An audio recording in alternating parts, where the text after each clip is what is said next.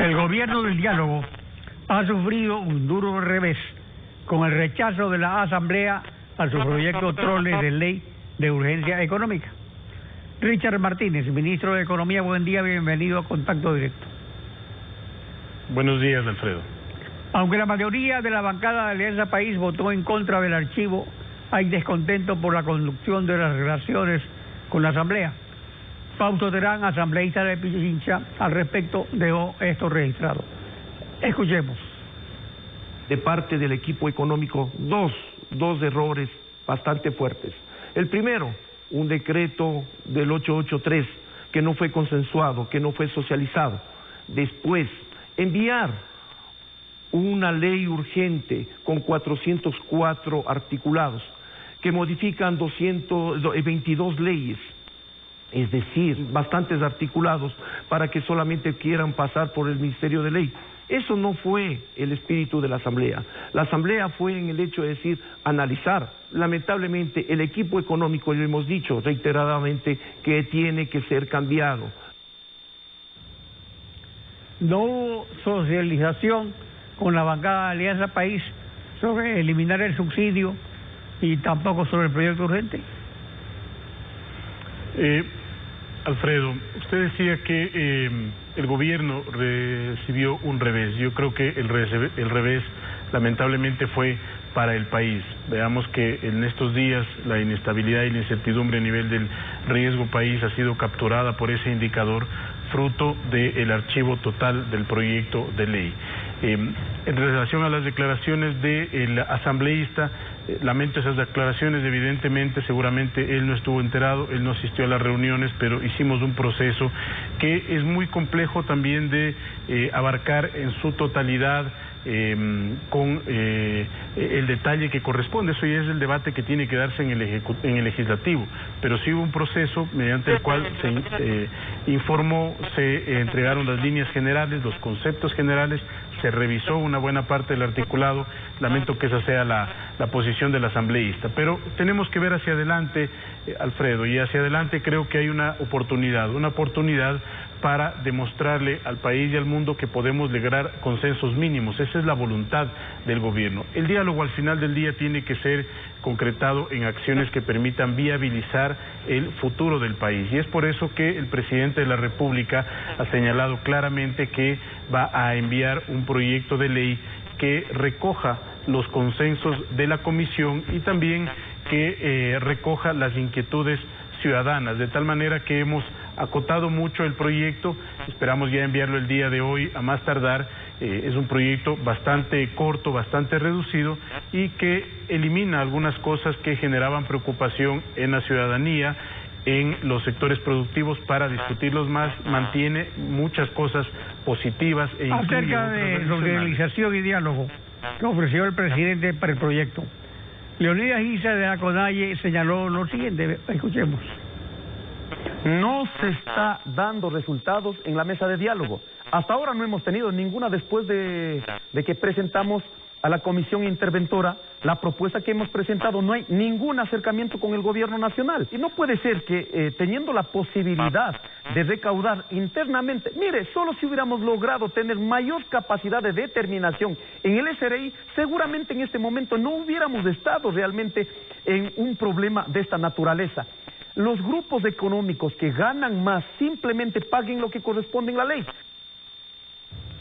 ¿Se tomará en cuenta la propuesta de la CONAIE en el nuevo proyecto de disminución del IVA e impuestos a la facturación y al patrimonio de los grandes contribuyentes?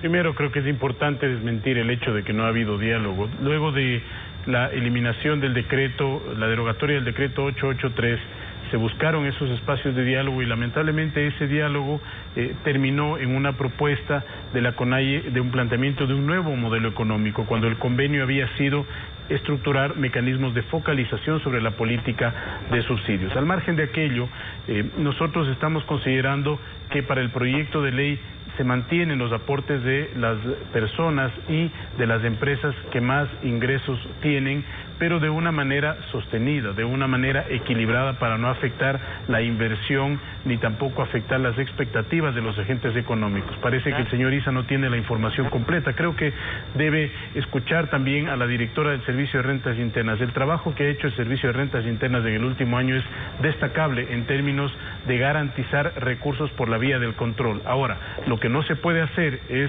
tomar todos los procesos que están en marcha en litigio entre la autoridad tributaria y los contribuyentes y decir que eso tiene que tomar el Estado inmediatamente. Perdóneme, aquí hay un debido proceso que se debe respetar, aquí hay equilibrio entre el Estado y el contribuyente. Por eso es que nosotros planteamos salidas concretas, reales y viables, sin extremar posiciones, sin desvirtuar la posibilidad de que la inversión pueda fluir en el mediano y en el largo plazo, porque estaría bien si es que muchas de estas propuestas fueran sostenibles en el tiempo y pueden ayudar a recaudar inmediatamente una buena cantidad de recursos, perfecto, pero la expectativa de inversión a largo plazo es una expectativa de inversión que se va a ver afectada y tenemos que guardar un justo equilibrio entre aquello que son los recursos del Estado por un lado y por otro lado que son al final pero según la proforma cuatrianual de la inversión. Esas expectativas tampoco se llenan en el cuatrienio, o sea que ¿cuándo se van a llenar? Bueno, Augusto, todo esto es un proceso porque mire usted las condiciones políticas a las que se deben enfrentar las decisiones económicas. Nosotros para el próximo año tenemos optimismo en que la proforma va a enrumbar definitivamente hacia un nuevo destino, el desarrollo económico. ¿Cuál es ese rumbo? Un Estado eficiente, un Estado que garantice servicios a los ciudadanos con mucha calidad, pero que también sea capaz de sostenerse en el mediano y en el largo plazo. Por eso se reduce el nivel de gasto en masa salarial, en bienes y servicios, se incrementa la inversión en el sector social y se incrementa el nivel de inversión en transferencias monetarias. Pero no tenemos que descuidar que el presupuesto general del Estado tiene muchas rigideces. Las transferencias a los GATS, las transferencias a las universidades, las transferencias a la seguridad social, son valores que el Estado, el presupuesto general del Estado tiene que transferirlos inmediatamente. En consecuencia, el presupuesto en su conjunto tiene un nivel de optimización hasta cierto punto, pero más allá de aquello se pueden empezar a afectar servicios y es lo que nosotros no queremos. El día lunes acudí a la Asamblea, presenté las cifras de la proforma presupuestaria en la cual se evidencia que cerca del 90% de la masa salarial, de los gastos en masa salarial está relacionado con educación, salud, bienestar social, con seguridad, con policía, con el ámbito judicial también. Entonces, pero se pide ciertamente tenemos que avanzar. Hay presupuesto para educación, salud y educación, pero no hay resultados satisfactorios. Ese es el problema. Al respecto, Henry Coquelón, asambleísta PSC, propuso alternativas. Escuchemos. ¿Por qué no vamos al incremento de la producción petrolera? ¿Por qué no vamos a los incentivos tributarios para reactivar al sector privado, el verdadero dínamo y motor de la economía, generador de empleo, con enfoque especial para el agroecuatoriano, con la rebaja de aranceles necesarias? ¿Por qué no vamos a la reestructuración total del sector público, privilegiando la eficiencia, no la ineficiencia? ¿Por qué no vamos a la alianza público-privada para que sea el sector privado que ponga los recursos para infraestructura, que es un generador de empleo directo? ¿Por qué no vamos directamente a un régimen de concesiones? O sea, hay varias alternativas, pero es evidente que es un gobierno el que tiene que garantizar esta confianza y seguridad jurídica, porque si no, tanto estas políticas como estas referencias van a quedar como tinta en el papel.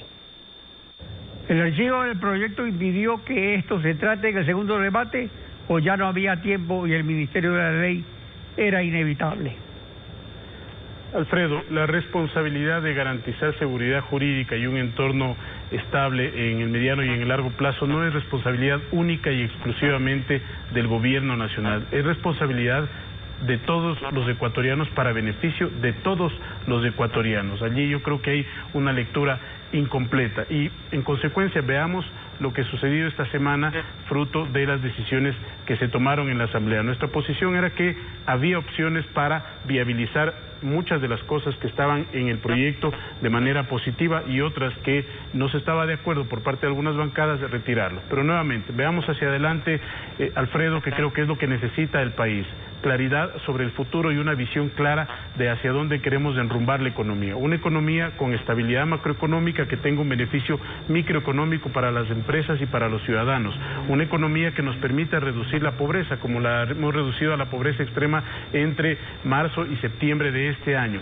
Pero también un proyecto de ley que garantice los incentivos suficientes para que se puedan reactivar muchas de las actividades productivas. En este caso concreto, existen amplios beneficios que ya estaban en el proyecto de ley económico, como la remisión de los intereses, multas y recargos de aquellos estudiantes que estaban adeudados con el extinto IESE, pero también estamos manteniendo y profundizando incentivos en el sector agrícola a través de un impuesto a la renta único agropecuario que tiene una exención de aquellos agricultores que tienen hasta $20,000, y así una serie de incentivos que van a permitir dinamizar la economía, Alfredo.